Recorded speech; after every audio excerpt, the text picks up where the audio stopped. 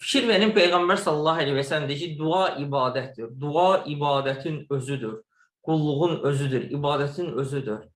Çünki insan dua etdikdə, Allaha dua etdikdə, ümumiyyətlə insan dua etdikdə o qulluğun, zəlilliyin hər tərəfi o insanda olur.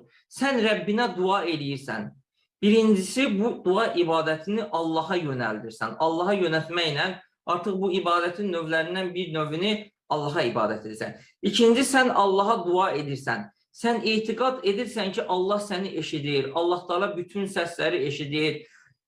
Bütün insanlar, cinlər, məxluqlar bir yerdə yığılıb, müxtəlif səslərlə və müxtəlif istəklərini, ehtiyaclarını Allahdan istəyirlər və Allah Subhanahu Taalaya heç kəsin səsi, heç kəsin istəyi qarışmır.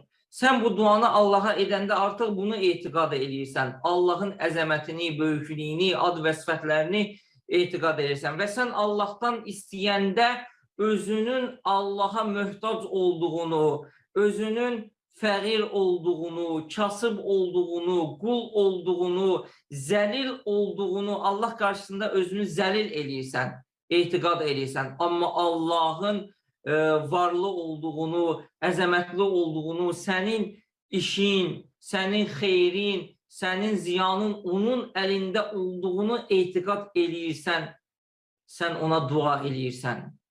Və sən Allaha dua eləyəndə həm də etiqad eləyirsən ki, sənin xeyrin də, şərin də, yəni Allah nəyi istəyirsənsə Allahdan, istədiyin şeyi verməyə Allah qadirdir. Allahın əlindədir, Allahdır onun sahibi.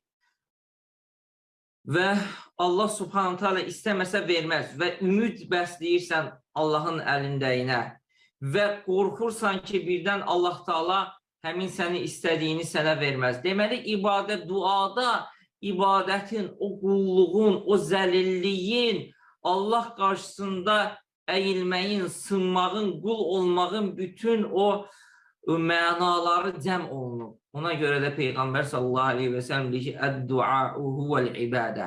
Dua nədir? Dua ibadətdir.